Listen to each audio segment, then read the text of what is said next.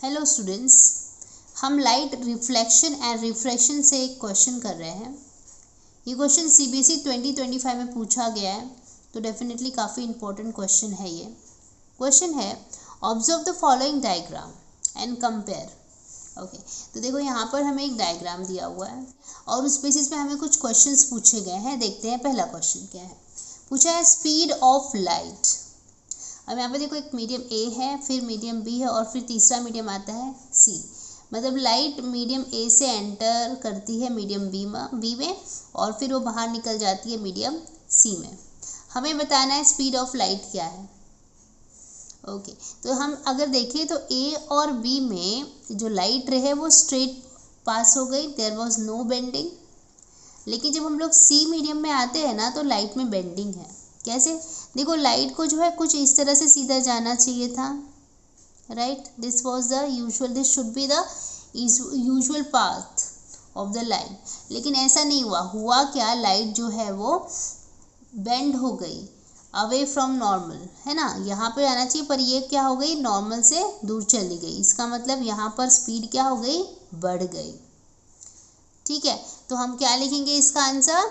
The speed of light is same in medium A and B and is greater than A and B for medium C. मतलब medium सी में जो है speed of light ज़्यादा है। Okay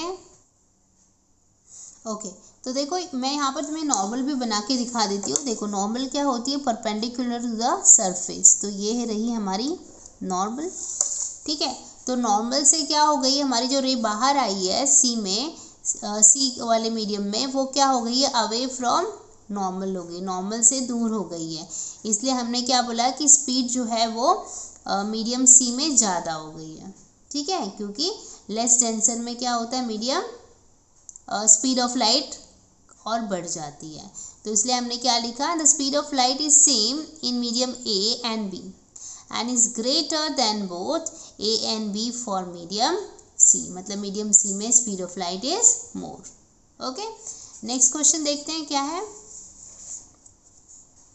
optical densities of the three media A, B and the C।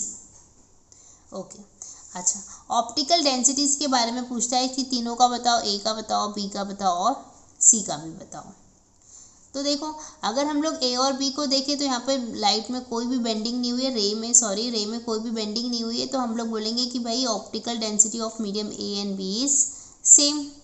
तो बताओ सी का क्या होगा। सी में क्या हुआ, जो हमारी जो रे ऑफ लाइट है वो अवे फ्रॉम नॉर्मल हो गई है, तो मतलब ये कम डेंसर है। तो मतलब ऑप्टिकल डेंसिटी सी की क्या हो गई, कम हो गई। राइट, क्योंकि कम डेंसर होता है तभी क्या होता है, ray of light away from normal जाती है। ठीक है, इसको हम कैसे लिखेंगे। ओके, तो हम लिखेंगे the optical densities of A and B are same and is less than that of both A and B for medium C. तो मतलब ऑप्टिकल डेंसिटी जो है मीडियम सी की सबसे कम होगी ए और बी के कंपेयर में। ठीक है, अभी देखते हैं हम लोग आगे का क्वेश्चन क्या है। देखो हमें पूछता है also give justification for your answer of any one of the two cases in terms of a refractive indices of A, B and the C. तो देखो रिफ्रैक्टिव इंडाइसेस जो होता है ना वो हमारा ऑप्टिकल डेंसिटी पे ही डिपेंड करता है।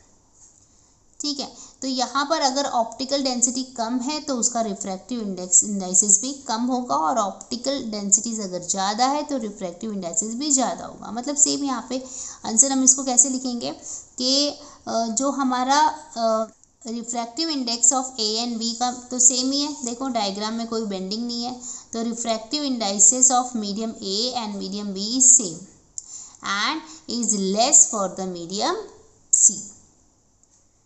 ठीक है, as compare to medium A and B. ठीक है, अब इसको लिखेंगे कैसे। ओके, तो हम लिखेंगे the refractive index of A and B are same, right, and is less than both A and B for medium C. ठीक है, तो मीडियम सी का रिफ्रैक्टिव इंडेक्स सबसे कम होगा। ठीक है, आई होप आपको समझ में आया है। Keep watching, keep learning. Thank you, bye bye.